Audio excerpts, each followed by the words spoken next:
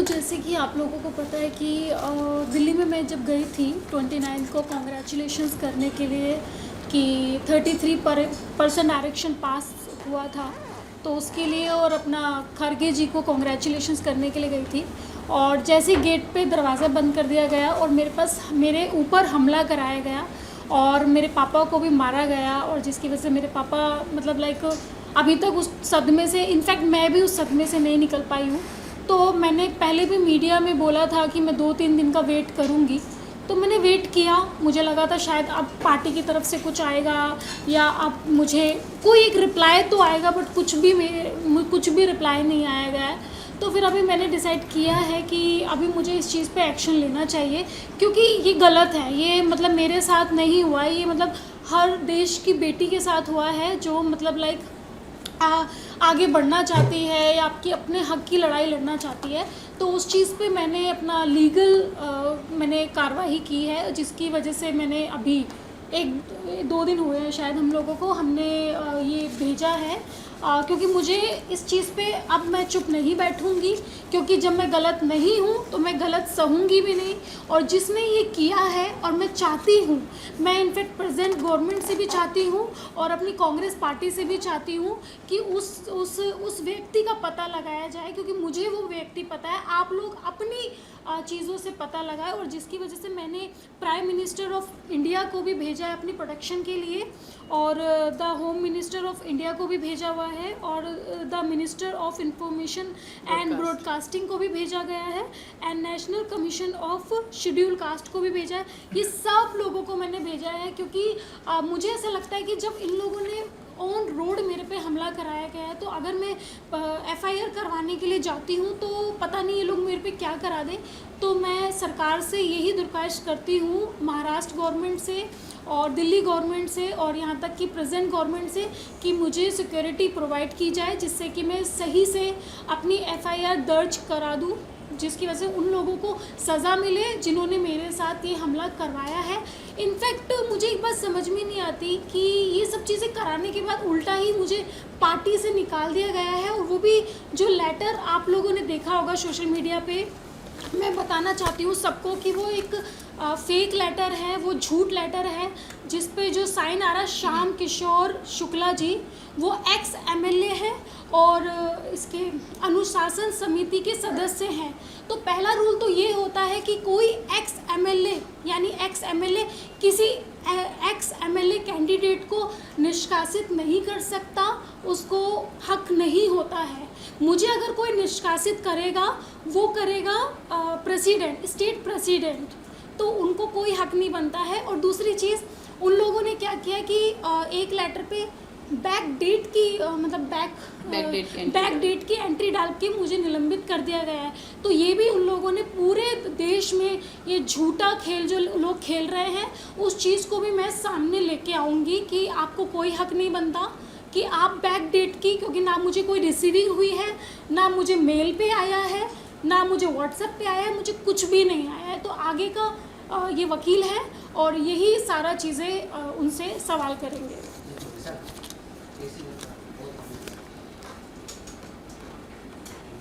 AC बंद करिए, AC थोड़ा बंद करिए। नहीं, एक्चुअली ऐसे नहीं है, वो मोटर का है।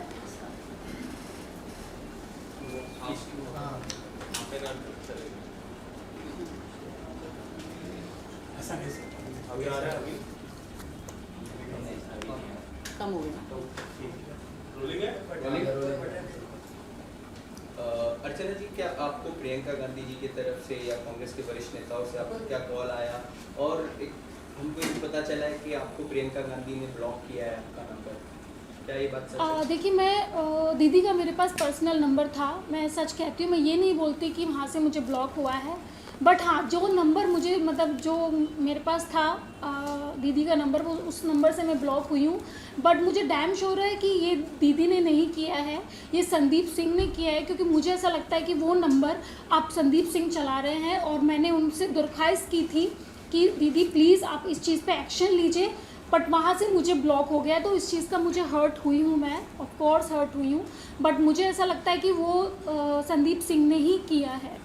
ओके अर्चना, सबसे पहले तो ये बताइए कि आपको जब पार्टी से निलंबित किया गया, जी, उसके पहले आपको एक शो कॉज नोटिस जो है दिया गया था, 1 हफ्ते के अंदर आपको जाना था, आप नहीं गए। उसके अलावा आपको निलंबित करने का कारण बताया जा रहा है कि जब आप कैंपेनिंग कर रही थी इलेक्शंस के दौरान, उस दौरान आपने कई सारे व्हीकल्स का पेमेंट क्लियर नहीं किया। ये बात सच है?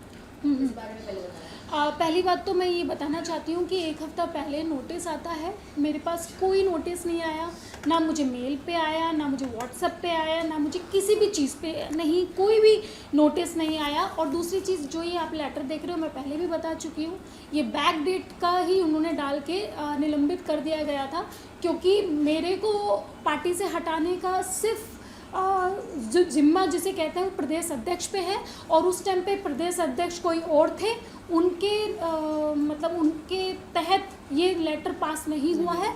दूसरा क्वेश्चन जो था कि मैंने जब इलेक्शन में लड़ा था, मैंने पैसे नहीं लिए थे, वो तो मैं अपनी लीगल टीम से बताऊंगी जब मेरी बैंक की पूरी स्टेटमेंट आएगी कि मेरे बैंक के पैसे किन किन लोगों ने खाए हैं।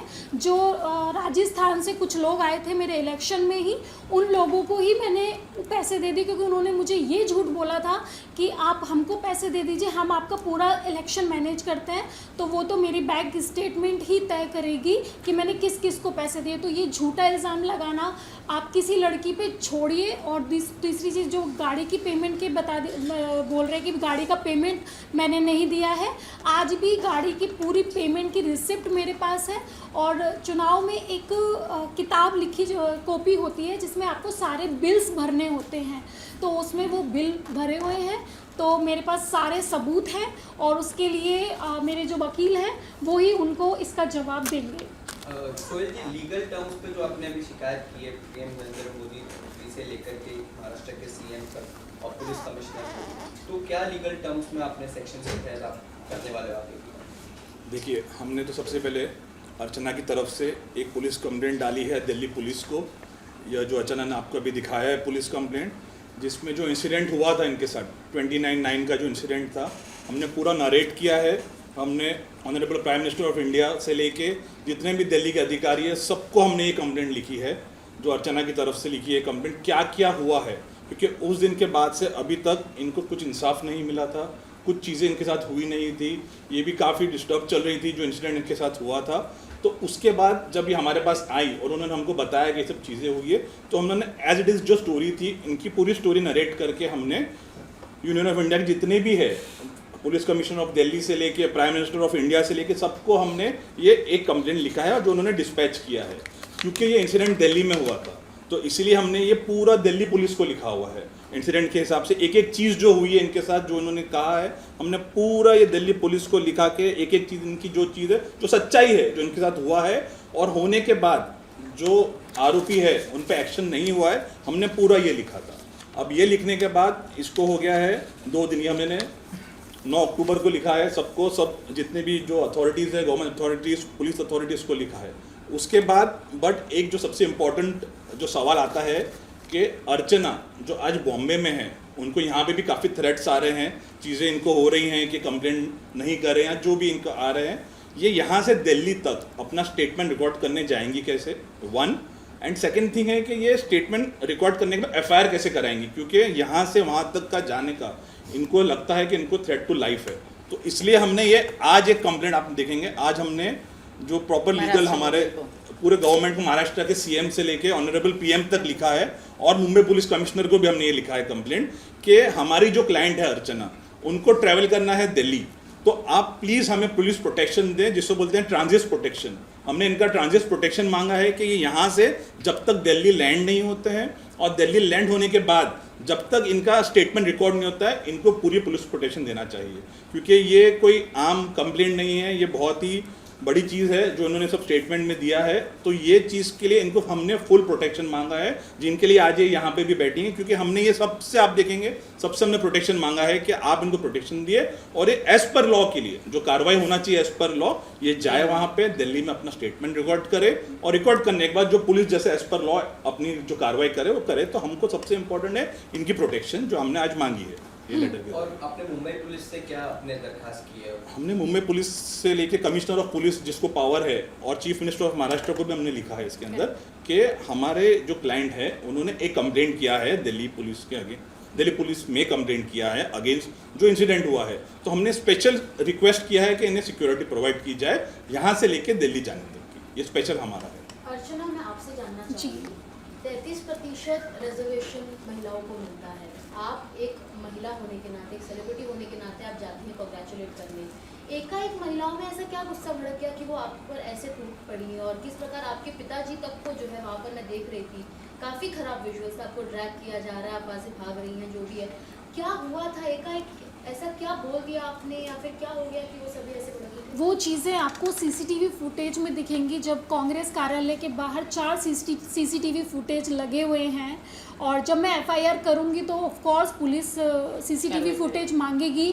तो जितने भी लोग, ये जो लोग मुझ पे जो लांछन लगा रहे हैं कि मैंने एक बहुत ही गलत तरीके से बर्ताव किया, तो उन लोगों को सामने पूरा असलियत दिख जाएगा और पूरी दुनिया के सामने सच का पता चल जाएगा कि मैं जस्ट, मेरे ड्राइवर के हाथों में बुके था, फ्लावर पोट था, और मैं जस्ट कॉन्ग्रेचुलेशंस करने गई थी। और ऐसा नहीं है, मैंने उनके पीए को, यानी जो संदीप सिंह है, उनका भी कोई पीए है जो कि अभी बैठे हुए हैं, मंत्री बन के बैठे हुए हैं, उनको भी मैंने एक रात पहले यानी 28 तारीख को 10 बजे उनको कॉल करके इन्फॉर्मेशन बोला था कि मैं 12 बजे कॉन्ग्रेचुलेशंस करने जा रही हूँ। तो उसकी भी रिकॉर्डिंग्स मेरे पास है, उसका भी सारे सबूत मेरे पास है। तो जब एफआईआर होगी तब पता चल जाएगा। उनका नाम भी धीरज गुजर है। तो धीरज गुजर को जाने से पहले ही मैंने इन्फॉर्मेशन दे दी थी। तो उन्होंने संदीप सिंह को बोला और संदीप सिंह ने ये एक दिन पहले ही पूरा प्लान बनाया गया। और आपको इतना भी बता दूं, मेरे पास सारी फ़ोटोज़ हैं। जो बसेस आई थी वो लखनऊ से और बरेली से आई हुई थी, उसमें महिलाएं भर भर के आई हुई थी, क्योंकि दिल्ली में ये सब चीज़ें कहते हैं कि क्योंकि वो राष्ट्रीय लेवल पे चला जाता। तो इन लोगों ने मतलब यूपी से यानी लखनऊ से गाड़ियां भर भर के औरतें बुलवाई थी मेरे पे हमला करवाने के लिए। तो ये सब चीज़ें आपको पता चलेंगी जब एफआईआर होगी और पुलिस जब अपनी कार्रवाई करेगी, तब आपको पता चलेगा कि उन लोगों ने मुझे मारने का प्लान किया हुआ था और उनका ये प्लान फेल हो गया।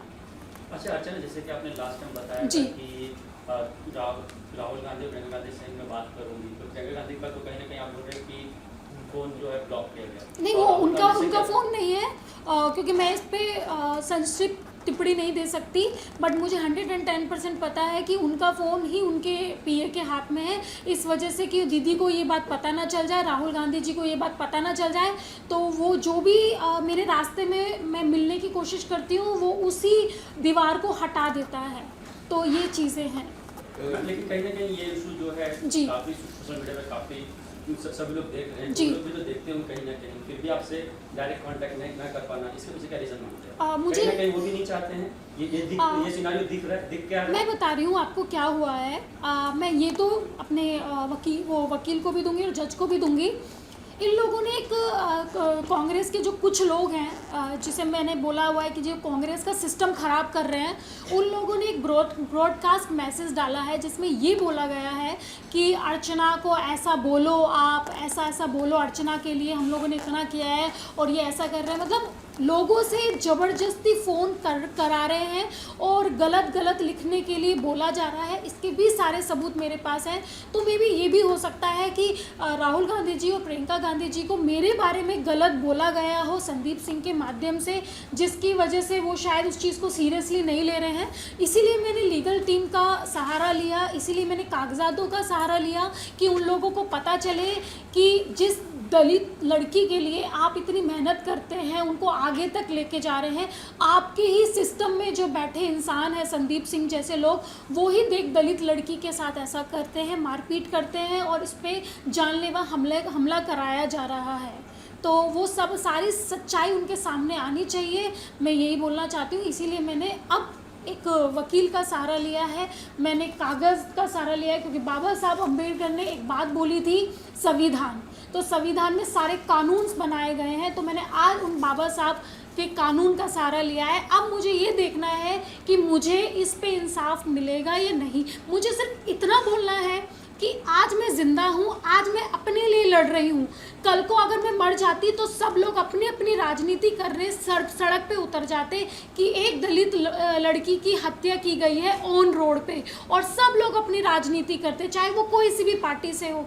तो मैं बस उन नेताओं से, उन बड़े बड़े नेताओं से सिर्फ ये पूछना चाहती हूँ कि आज मैं जिंदा हूँ, ये मेरी माता रानी शायद मेरे साथ है, ये मेरे माता पिता मेरे साथ है, जो मैं आज ज़िंदा हूँ। अगर आज ही मैं मर जाती तो आप सब लोग राजनीति पे उतर जाते। तो आज सारे बड़े नेता क्यों चुप बैठे हैं, क्यों नहीं बात कर रहे? मैं खरगे जी से भी बोलना चाहती हूँ, क्या आपको नहीं दिखता है कि मेरे साथ गलत हुआ है? खरगे जी, राहुल गांधी जी, क्या आपको नहीं दिखता है? आप इस चीज़ का पता तो लगाइए, आप किसी की बातों में क्यों आते हैं? आप एक बार सच्चाई का पता करिए। इनफैक्ट मैं सभी पार्टीज़ के नेताओं को बोल रही हूँ, मैं मोदी जी से भी दरख्वास्त करना चाहती हूँ कि प्लीज़ आप भी इस चीज़ पे एक्शन लीजिए। और महाराष्ट्र के सीएम से भी मैं बोलना चाहती हूँ, दिल्ली के सीएम से भी बोलना चाहती हूँ, केजरीवाल जी से भी बोलना चाहती हूँ। तो आज बस मुझे ये देखना है कि एक जिंदा लड़की जिस पे ये सब चीज़ें हुई हैं उसको इंसाफ मिलता है या नहीं।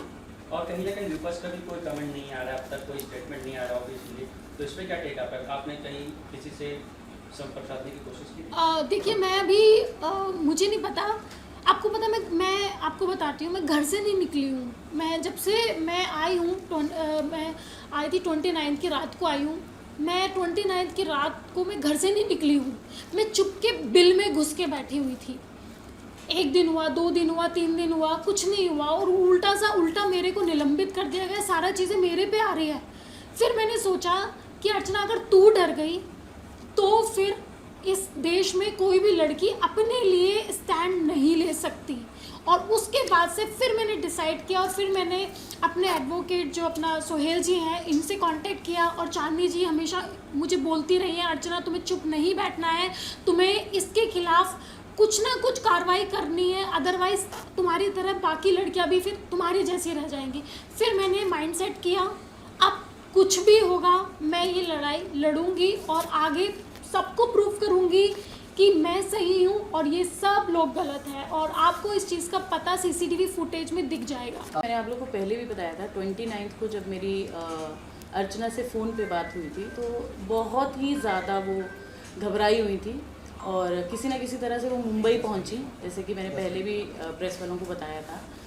पर जब मैं उससे मिली तो जो उसकी कंडीशन थी, एक सहमी हुई लड़की, जिसको आप सबने देखा है कि वो बहुत ही बोल्ड है, अपनी बात को हमेशा रखती है सबके सामने। जैसे कि इसका बिग बॉस में भी एक इंसिडेंट हुआ था, जिनको ये दीदी बोलती है प्रियंका गांधी जी को लेके, उस पर भी इसने पूरा एक्शन लिया था। बट जब मैं 29 तारीख वाली अर्चना से मिली तो वो एक डरी सहमी लड़की, जिसके साथ एक बहुत बड़ा हादसा हुआ है और जिसके ऊपर देश की महिलाओं ने, सबसे मतलब अचंभे वाली ये बात है, देश की महिलाओं ने, उसी पार्टी के लोगों ने जिन्होंने इसके साथ 2 साल पहले काम किया था, एक दलित लड़की को लेके आए थे, एक चेहरा इनको बनाया गया था कि आज दलितों की जो लड़की है वो भी खड़ी हो सकती है, उनको भी आगे आने का पूरा हक है। उसके बाद जब मैं इनसे मिली तो इनमें ये बोले कि मुझे किसी बारे में बात नहीं करनी है, मैं इस चीज़ को आगे नहीं लेके जाना चाहती हूँ। मेरे पिताजी पे बहुत घात हुआ है, इनकी हालत इतनी ख़राब थी कि इनको मारा गया, पीटा गया, गाड़ी के आगे बोनट पे डाला गया। शायद मुझे जहाँ तक लगता है कि एक हत्या की साजिश थी। जहाँ तक अब जब हम देखते हैं कि भीड़ में किसी आदमी पे या औरत पे ऐसे हमला किया जाता है तो वो कहीं ना कहीं एक उसके पीछे एक एजेंडा है, वो सोची समझी एक साजिश होती है, कहलाता है। हाँ, तो जैसे जो वहाँ पे, जैसे अर्चना ने मुझे इंसिडेंट में बताया कि बहुत सारे वहाँ पे मर्दों ने भी, जिसको हम कहते हैं, वहाँ पे जो कांग्रेस के लोग थे उन्होंने चुंटियाँ इसको काटी, बॉडी में दुपट्टे को खींचा गया। तो बहुत ही घिनौनी साजिश थी जिसको मैं कहना चाहूँगी। और उसके बाद कुछ 2 दिन के बाद मेरी इनके पिताजी से बात हुई, उनकी सेम कंडीशन थी जो मैंने आपको अर्चना का बताया, वो भी वैसे ही थोड़े सहमे हुए थे। बट क्योंकि एक पिता जो है वो अपनी बेटी के लिए लड़ने के लिए हमेशा तैयार रहता है, जो आप सबने वीडियोज़ में भी देखा, तो उन्होंने मुझे बताया कि लोगों का ये कहना है कि मैं वहाँ उठा, इसको बचा रहा था। बट कुछ 5 मिनट के लिए, ये मैं आप सबको बताना चाहूँगी, जब उन पे अटैक हुआ तो वो 5 मिनट के लिए कहीं ना कहीं वो अपने ब्रेथलेस हो चुके थे। जब वो ज़मीन का उनका एक वीडियो वायरल हुआ है और वो बोले कि जब मैं उठा तो मुझे ये भी नहीं पता था कि मेरी बेटी ज़िंदा है या मर चुकी है। तो ऐसा इंसिडेंट से बाहर आना, और जब मैंने अर्चना से बात की, उसको मानसिक तौर पे तैयार करना, क्योंकि आप जब ऐसी कोई चीज़ें होती है तो आपको मानसिक घाव सबसे ज़्यादा होता है जो दिखता नहीं है। शारीरिक घाव आपको दिख जाते हैं पर मानसिक घाव आपको कभी नहीं दिखते हैं। तो ये हमने डिसाइड किया, और मैंने भी और मेरी फैमिली ने भी, कि हम अर्चना को सपोर्ट करेंगे। और मैं पहले दिन से, जब 29 को मेरे सामने ये बात आई थी, मैंने भी डिसाइड किया कि एक औरत को एक औरत के काम आना पड़ेगा, हम लोग को आवाज़ उठानी पड़ेगी इस इंसिडेंट के ऊपर, क्योंकि आज अर्चना है जिसका नाम है, आप सब उसके नाम पे बात भी करते हैं, हम जैसे देख रहे हैं कि देश दुनिया में अभी ये पूरा जगह पे ये बात हो चुकी है। बट अगर यही उस कार्यालय के सामने शायद एक आम महिला होती या एक आम कार्यकर्ता होती, उसके साथ अगर ऐसा व्यवहार होता तो वो किसके पास जाती? तो ऐसे कुछ जो लोग इंसिडेंट हमारे देश में होते हैं, उसके लिए वो सब समझा के हमने बातचीत की आपस में। इसने भी अपना पूरा पावर को इकट्ठा किया दोबारा कि ठीक है, आप सब बोलते हैं, आप सब मुझे साथ दीजिए और मैं ये लड़ाई लड़ूंगी। तो हमने पहली प्रेस कॉन्फ्रेंस की जिसमें हम सब ने आपसे बात की।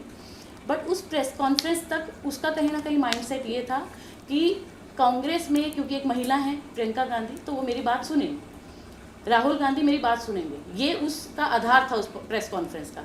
बट जब हमने 2 दिन तक लिटरली हमने वेट किया तो वो चीज़ नहीं आई, कहीं ना कहीं वहाँ से कोई जवाब नहीं आया। और जो निलंबन का आया वो आप सब ने देखा, सब नेशनल मीडिया पे वो था, और एक वो फेक लेटर और था, डिलीट भी करवाया गया। हाँ।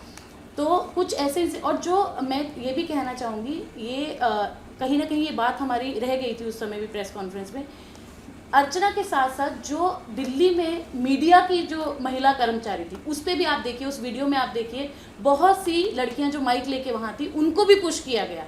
और उन्होंने जो इंडिया न्यूज़ पे जो पहली खबर ये आई थी, उस लिंक को डिलीट करवाया गया with in a few seconds. तो वो उन्हीं महिलाओं ने, और वो जिस लड़की को पुश किया गया था उसके हाथ में माइक था इंडिया न्यूज़ का, ये मैंने खुद वीडियो में देखा है। और उसी लड़की को जोर से धक्का दिया गया था अर्चना के बाद।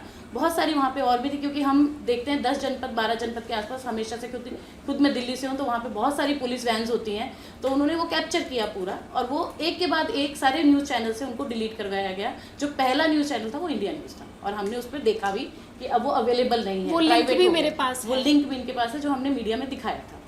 तो ये सब जब चीज़ें हुई, उसके बाद हमने दोनों ने डिसाइड किया कि हम लॉयर को मिलेंगे। हम अब जो है, हमें देश से कहीं ना कहीं जो जिनसे इनको उम्मीद थी वो नहीं पूरी हो रही है, तो अब हम कानूनी तौर पे लड़ाई लड़ेंगे। जैसे कि इन्होंने बोला कि अंबेडकर जी ने हमें ये सिखाया है कि आपको कहीं से इंसाफ ना मिले तो आप कानूनी लड़ाई लड़ें, जो मैंने आपको डॉक्यूमेंट्स दिखाए हैं सारे। और मैं कहीं ना कहीं शुक्रिया अदा करना चाहूँगी सुहेल जी का भी, इनकी पूरी लीगल फॉर्म का, जैसे इन्होंने हमें सपोर्ट किया। और एक परिवार की तरह, एक लड़की जब सहमी हुई लड़की आपके पास आती है तो उन्होंने बोला कि हम आपके लिए लड़ाई लड़ेंगे। और इन्होंने उस दिन से डॉक्यूमेंट्स पूरे जो भी सोशल मीडिया पे थे, वीडियोस, ये सब इन्होंने इन्फॉर्मेशन निकाली। अर्चना को इन्होंने बिठा के पूरी उनका जितनी भी उस दिन की वो थी बातें उनकी, वो सब सुनी। और मैं अभी भी थोड़ा सा असमंजस में हूँ, क्योंकि इनके पिताजी को हम नहीं ला पा रहे, क्योंकि उनकी अभी भी तबीयत ठीक नहीं है। तो उनसे भी हम रूबरू कराएंगे आप लोगों को जैसे ही वो ठीक होते हैं। अभी उसका ध्यान ये भी है कि फैमिली में पापा पे ऑलरेडी इतना घात हुआ है, तो दोबारा ये चीज़ें ना हो सकें, तो अब हमारी रिक्वेस्ट ये है, जो कि हमने पीएम मोदी को लिखा है, जो हम सब मोदी जी कह के जानते हैं, और मेरी तो उनसे हाथ जोड़ के रिक्वेस्ट है कि वो अपनी जो देश की बेटी है, जो कि एक दलित है, उन्होंने हमेशा इस चीज़ की लड़ाई लड़ी है। हमारी जो प्रेसिडेंट हैं वो भी आप सब जानते ही हैं। तो मेरा उन सबसे दरख्वास्त है, दिल्ली सीएम से है, महाराष्ट्र सीएम से है, हमारी पुलिस से है, कि जो लड़की इतने 10 दिन से जो आज डर रही है मीडिया के सामने या अपनी बात रखने में भी, तो आप कहीं ना कहीं हमें कानूनी तौर पे सपोर्ट करें। और यही उसका जो सपोर्ट है, वही उसको आगे और बढ़ने में, ये कानूनी लड़ाई लड़ने में कहीं ना कहीं प्रोत्साहन मिलेगा उसको, अगर आप सब सपोर्ट करें। राइट। और साथ के साथ मेरे जो भी दलित समाज के जो कम्युनिटी है, जो समाज के लोग हैं, मेरे समाज के लोग हैं, उनसे भी हाथ जोड़ के निवेदन है कि अपनी इस बहन को, अपनी इस बेटी को न्याय दिलाने के लिए आप भी मेरा साथ दें। सुहेल जी, आप क्या बोलेंगे अब जब आप एफआईआर कराने वाले हैं, या फिर जो भी जाएंगे अर्चना एफआईआर कराने, जो मुख्य ग्राउंड्स रहेंगे आपके, वो क्या रहेंगे? कौन सी धाराओं पर जो है आप ये पूरा एफआईआर दर्ज कराएंगे? देखिए, जो इंसिडेंट हुआ था उस दिन, तो उस इंसिडेंट के बेस पे जो काफ़ी पूरे देश के सामने इंसिडेंट है, वो वीडियो इंसिडेंट जो है वो सबके सामने है। और जो विक्टिम है, जो हमारे साथ आज बैठी है अर्चना, उनके पास जो हुआ है और उनके स्टेटमेंट के हिसाब से सेक्शंस, जो काफ़ी ऐसे सेक्शंस तो हमने काफ़ी सारे मांग किए हैं। जो मेन सबसे सेक्शन लगता है वो है 354, जो होता है, जो आउटरीचिंग वुमन मॉडेस्टी होती है, हमने वो लगाया है। जितने भी लोग थे वहाँ पे, उसके साथ हमने अनलॉफुल असेंबली लगाया है, क्योंकि जब 5 से ज़्यादा लोग एक जगह पे जब जमा हो जाते हैं या कुछ एक ऐसा इंसिडेंट करते हैं जिससे जो आसपास का पीस जो होता है उस पर होता है, और जो इंसान है जिसको प्रॉब्लम होती है तो उस पर हम 143, 141 काफ़ी सारी धाराएं होती है। साथ में हमने इनके ऊपर, क्योंकि ये एक दलित महिला हैं और she belongs to scheduled caste जो है जो पीछे, उसके भी बहुत सारे सेक्शंस होते हैं 3, 4, 5, उस स्पेशल एक्ट किया गया। तो हमने वो सब धाराओं के तहत एक FIR दर्ज करने के लिए हमने रिक्वेस्ट किया है। हमें पूरी उम्मीद है कि जिस तरह इनका स्टेट, क्योंकि देखिए जो एविडेंस है वो पूरे देश के सामने है, तो ये कुछ छुपी हुई बात नहीं है कि हम कह रहे हैं आप कह रहे हैं, वो एविडेंस सामने है। हम चाहते हैं प्रॉपरली इस एविडेंस के बेस पे पुलिस इंक्वायरी करे, इनका स्टेटमेंट ले, जैसा इन्होंने कहा CCTV होगा वहाँ पे, CCTV फुटेज प्रिजर्व जो है कांग्रेस के ऑफिस के सामने जो प्रिजर्व करे, और एज पर लॉ, हम कह रहे हैं एज पर लॉ आप FIR दर्ज करें। और डिफेमेशन भी क्या आप लोग करेंगे कि जिस तरह से डिफेम किया गया अर्चना वाकम को, एक वो कांग्रेस से निकाल दिया गया एक फेक लेटर, उस पर भी आप डिफेमेशन? जी वो अभी इन प्रोसेस है, हम उस पर अभी डिस्कशन चालू है हमारा, जो डिस्कशन करेंगे हम, और जो एज पर लॉ, जैसे मैंने कहा एज पर लॉ जो भी चीज़ बैठती है, जो चीज़ें होती है हम ज़रूर करेंगे, और इनको इंसाफ दिलाने के लिए हम पूरी कोशिश करेंगे। अर्चना, मेरा एक सवाल, आखिरी सवाल मैं कहूँगी इस आपसे। कांग्रेस पार्टी का सिचुएशन आजकल हम सभी जानते हैं कहाँ पर है। आप पार्टी में इतने कुछ साल रही हैं, राजनीति में आप अभी सक्रिय हो ही रही थी कि ऐसी घटना हो गई। कांग्रेस पार्टी को लेकर आपकी राय बताइए, क्योंकि आपने जैसा बताया कि प्रियंका गांधी का फोन, उनका PA आपको ब्लॉक कर दे रहा है, उनको नहीं पता चल रहा है। तो यानी अगर हमें कोई इशू एड्रेस करना हो कांग्रेस पार्टी के अंदर, तो क्या उसमें कोई मिडिल लेवल पे कोई भी हेल्प करने के लिए कोई कुछ है नहीं? मतलब आपको डायरेक्टली अगर न्याय चाहिए, इंसाफ चाहिए, या फिर कुछ भी जस्टिस चाहिए, तो आपको डायरेक्टली राहुल गांधी और प्रियंका गांधी को ही कॉन्टैक्ट करना है। यानी इसके अलावा जो पूरा ढांचा है कांग्रेस पार्टी का वो कमज़ोर है, आप ऐसा बोलेंगे? उन तक भी नहीं पहुंच पाते हैं, क्योंकि जो मैं यही बताना चाहती हूँ। देखिए, राहुल गांधी जी बहुत अच्छे नेताओं में से एक आते हैं, प्रियंका गांधी जी भी और सोनिया गांधी जी भी। बट जो प्रॉब्लम आ रही है वो जो ये मीडिएटर बैठे हुए हैं, जो इनके PA बन के बैठे हुए हैं, जो कि अपने आप को ये प्रियंका गांधी समझते हैं, अपने आप को ही राहुल गांधी समझते हैं, तो इनके माध्यम से वो चीज़ पास आउट नहीं होती है, तो वो उसी चीज़ में लटके रहता है। जैसे कि इन लोगों ने मेरे पे जो इल्ज़ाम लगाया है वो ये लगाया है कि उस दिन मैं गुंडों को लेके गई थी मारपीट करने के लिए। ठीक है, हमने आपकी बात मानी है, बस एक बार CCTV फुटेज दिखा दीजिए तो आपको खुद पता चल जाएगा कि गुंडे मैं लेके गई थी या आप लोगों ने गुंडे भेजे थे, जो कि औरतों के आड़ में मुझे चूटी काट रहे हैं, मेरे बैक पे मार रहे हैं, मेरे बाल खींच रहे हैं, मुझे थप्पड़ मार रहे हैं, ये सब चीज़ें कर रहे हैं। तो ये चीज़ें आपके सामने आ जाएगी। और दूसरी चीज़, उन्होंने ये भी बोला कि जब मुझे पार्टी से निकाल दिया गया था तब आप क्या करने गई थी वहाँ पे। तो मैं आपकी बात सही मानती हूँ। पहली बात तो ये फेक लेटर है, मुझे कोई पार्टी से नहीं निकाला गया था, क्योंकि मेरे पास कोई नोटिस नहीं, कुछ नहीं। चलो, अब मैंने आपकी बात मान ली कि आपने बोला मुझे निकाल दिया गया, ठीक है। तो आप जैसे कांग्रेस ऑफिस है, तो ये जनदाता ऑफिस जिसे बोला जाता है, जहाँ पे जनता की सुनी जाती है, जनता दरबार जिसे बोलते हैं। तो मैं भी जनता हुई, मेरे हाथ में बुके है, तो मैं जा रही हूँ जस्ट कॉन्ग्रेचुलेशंस करने। एक नॉर्मली जनता के साथ आप ऐसा करेंगे? अगर कोई गरीब से या कोई दलित से या कोई किसी भी समाज से अगर कोई आपको कॉन्ग्रेचुलेशंस करने आता है, तो क्या आप अपने ऑफिस के बाहर गुंडों को भेजेंगे मरवाने के लिए? ये कहाँ का जनता दरबार है? तो मैं यही बोलना चाहती हूँ कि खड़गे जी को, कि इस चीज़ पे खड़गे जी आपको सख्त से सख्त कार्रवाई करनी चाहिए और सच्चाई का पता लगाना चाहिए। इनफैक्ट मैं राहुल गांधी जी को भी मैं बोलना चाहती हूँ, और प्रेजेंट गवर्नमेंट को भी मैं बोलना चाहती हूँ, इस चीज़ की जानकारी आप लगाइए, ये आपका काम है। मेरा जो काम था मैंने वो अपना काम कर दिया। अभी मैं हर किसी से लड़ नहीं सकती हूँ, जितनी मेरे में कैपेसिटी है मैं उतना कर रही हूँ। इनफैक्ट क्या आप अभी बॉलीवुड करियर पे अपने फोकस करोगी, या अगर कोई पॉलिटिकल पार्टी आप दूसरी ज्वाइन करोगी? देखिए, इस चीज़ का मैंने अभी कुछ चीज़ें नहीं सोची है, क्योंकि मेरी लाइफ में अभी इतनी सारी चीज़ें हो रही हैं।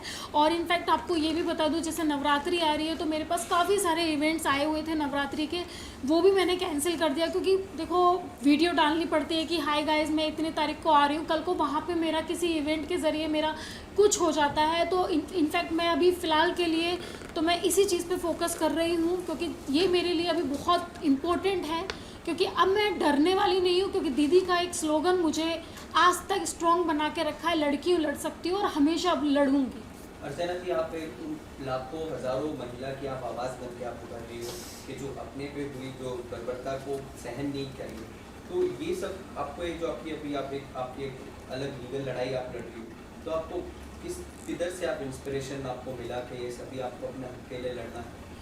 मुझे जो इंस्पिरेशन मिला है उन औरतों से मिला है जिनका मर्डर हो जाता है, रेप हो जाता है, वो अपनी आवाज़ नहीं उठाती है और एक पेपर में छप के रह जाती है और उनकी आवाज़ कोई उठाने वाला होता नहीं है। आज अगर भगवान ने मुझे ज़िंदा रखा है तो यही सोच के रखा है कि शायद मैं उन महिलाओं के लिए एक इंस्पिरेशन बनूं और उन लोगों की आवाज़ उठाऊं। और आज जब तक ज़िंदा हूं तब तक मैं आवाज़ उठाऊंगी और गलत को गलत बोलने में कोई गलती नहीं होती है और वही चीज़ मैं करूंगी। तो मुझे उन महिलाओं से इंस्पिरेशन मिला है जिनका रेप हो जाता है, जिनका मर्डर हो जाता है और कोई बोलने वाला नहीं रहता। उन महिलाओं से इंस्पिरेशन मिला। अच्छा, जब जो आप बिग बॉस जीत के आई थी मेरठ में काफ़ी आपको सपोर्ट, काफ़ी प्यार मिला था, काफ़ी बैनरबाजी भी हुई थी, तो इस तरह से आपके साथ हादसा हुआ दिल में, क्या इसको लेकर मेरठ के जो आपको सपोर्ट करते हैं उसके द्वारा और मेरठ के सरकार द्वारा कोई अपील आई या कोई सपोर्ट हुआ? देखो, मुझे सच बताऊं, जनता जो कि मेरे लिए बहुत मतलब मेरे लिए भगवान का दर्जा मैंने जनता को दिया है। और जिस तरह से मेरी वीडियोस आ रही थी, आप सारे कमेंट्स देखिए मेरे फेवर में हैं और जनता ने मुझे सपोर्ट किया है, क्योंकि आजकल की जो जनता है वो पागल नहीं है। सोशल मीडिया पे सब कुछ दिख जाता है, सच का सच, पानी का पानी पता चल जाता है। तो जनता ने मुझे बहुत सपोर्ट किया है, बहुत सहयोग दिया है। तो मैं यही चीज़ें मैं जनता पे छोड़ती हूँ कि मुझे जनता ही इंसाफ दिलाएगी, मुझे उन पर भरोसा है। क्या महाराष्ट्र कांग्रेस से कोई सपोर्ट मिला? उसी के लिए मैंने वही पहले भी बोल चुकी है कि उसी चीज़ के लिए मैंने ये दिया है।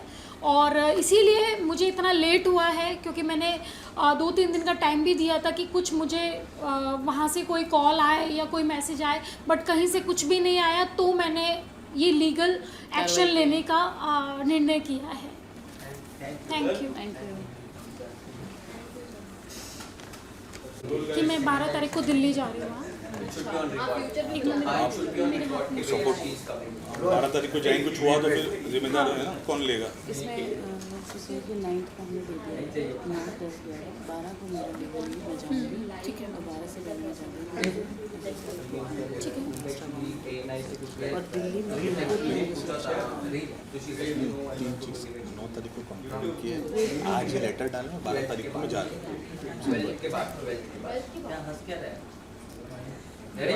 हाँ, हिट किया मैंने, बताया ना आपको link. She wanted an exclusive for India News. India News only. Our Oh, you're anchor was from standing India beside you. 12 तारीख को रोल जी। अर्चना जी, आप अभी कब जाने वाले हो सर? देखिए, मैंने जो कंप्लेंट की है वो 9th को की है और 10th को महाराष्ट्र गवर्नमेंट को दिया था। और उसके अलावा मैं 12 तारीख को मॉर्निंग को ट्रैवल कर रही हूँ FIR कराने के लिए। तो मैं प्रेजेंट गवर्नमेंट से जो हमारे दिल्ली के CM हैं उनको भी मैं बोलना चाहती हूँ कि प्लीज़, और महाराष्ट्र के CM हैं उन लोगों से मैं दरख्वास्त करती हूँ कि मुझे प्रोटेक्शन मिले। और क्योंकि मेरी सच में जान को बहुत ज़्यादा प्रॉब्लम हो सकती है, क्योंकि कोई भी नहीं चाहेगा कि मैं उनके खिलाफ़ FIR दूं, तो वो लोग रोकने के लिए बहुत सारी चीज़ें कर सकते हैं। तो प्लीज़ मुझे प्रोटेक्शन प्रोवाइड किया जाए, जिससे कि मैं सही सलामत अपना घर वापस आ सकूं FIR करा के। तो मुझे दिल्ली एयरपोर्ट पे सिक्योरिटी चाहिए और यहाँ से मुंबई तक जाने की भी मुझे सिक्योरिटी चाहिए। तो प्लीज़ आप लोग मुझे सिक्योरिटी प्रोवाइड करें प्लीज़। इसमें मैं थोड़ा सा 1-2 पॉइंट्स आप लोग को बताना चाहूँगी। जैसे कि उन्होंने बोला है महाराष्ट्र गवर्नमेंट से उन्होंने जो रिक्वेस्ट की है, तो जब वो घर से निकल रही हैं, ऑब्वियसली आप सब ने अभी जैसे पूछा कि इतने दिन से आपने इस बारे में बात नहीं की, ये लीगल थोड़ा सा जब आप कार्रवाई करते हैं, इसकी हैंड रिसीविंग हुई है, ये आप ज़रूर इस पर गौर डालिए। हाँ। और उसके बाद ये बाया ईमेल भी सब ऑफिसेज में जितने भी हैं, CM PM दिल्ली में भी और यहाँ महाराष्ट्र में भी सबको रिसीव हो चुका है। और सबसे बड़ी बात कि पुलिस को रिसीव हो चुका है। तो मैं चाहती हूँ कि इसको घर से एयरपोर्ट तक की सुरक्षा प्रदान की जाए और दिल्ली एयरपोर्ट से जो ये तुगलक रोड जो जहाँ पे ये कंप्लेंट दर्ज होगी दिल्ली में, वहाँ तक इनको सुरक्षा प्रदान की जाए। क्योंकि कहीं ना कहीं जब सेंटर में कार्यालय के सामने ये हो सकता है हादसा, तो ट्रैवलिंग में कुछ भी हो सकता है। ये मेरी रिक्वेस्ट है कि 12 को अर्चना ट्रैवल कर रही हैं और 12 से पहले अगर इनको सिक्योरिटी प्रदान की जाए तो यही हम लोगों का सबसे बड़ा जो है रिक्वेस्ट है गवर्नमेंट से, प्रेजेंट गवर्नमेंट से। हाँ, in fact prime minister of India अपने मोदी जी से भी मैं रिक्वेस्ट करती हूँ कि प्लीज़ मुझे प्रोटेक्शन प्रोवाइड करें, जिससे कि मैं जिन्होंने ये किया है, ये इतना गंदा व्यवहार जो मेरे साथ किया है ऑन रोड, उनको मैं सज़ा दे सकूं। और जो मुख्यमंत्री हैं महाराष्ट्र के, उनको भी मैं बोलना चाहती हूँ, और जो मुख्यमंत्री हैं अपना दिल्ली के, उनको भी मैं बोलना चाहती हूँ। इनफैक्ट होम मिनिस्टर को भी मैं बोलना चाहती हूँ कि मुझे प्रोटेक्शन प्रोवाइड करें, सिक्योरिटी प्रोवाइड करें, जिससे मैं सही सलामत अपनी FIR दर्ज करा सकूँ। इसको कहते हैं ट्रांजिट प्रोटेक्शन, जो यहाँ से वहाँ तक जाने तक का प्रोटेक्शन। तो ये चीफ मिनिस्टर जो महाराष्ट्र के, वो यहाँ से दिल्ली जाने तक का प्रोटेक्शन होता है, और दिल्ली से भी CM ऑफ दिल्ली है, वो उनको प्रोटेक्शन करेंगे। तो इस पूरे टर्म को कहते हैं ट्रांजिट प्रोटेक्शन। तो ये जो हमने इसमें मांग की है। और इसके बीच में अगर मुझे कुछ होता है तो गवर्नमेंट जिम्मेदार है इस चीज़ की। इसीलिए मैंने आपको ये प्रेस कॉन्फ्रेंस किया है कि कल को अगर कुछ होता है, क्योंकि और भी चीज़ें मेरे साथ हो रही है जो कि मैं अभी मीडिया के माध्यम से नहीं बता सकती, सेफ़ नहीं है। बस मैं यही बता सकती हूँ कि आप लोगों की जिम्मेदारी है ये, क्योंकि मैं भी देश की बेटी हूँ। गवर्नमेंट जिम्मेदार होगी, कांग्रेस जिम्मेदार जिनको सबको गया है ऑब्वियसली, क्योंकि आपने एड्रेस ही उन सबको किया है कि we want protection. Thank you. Thank you.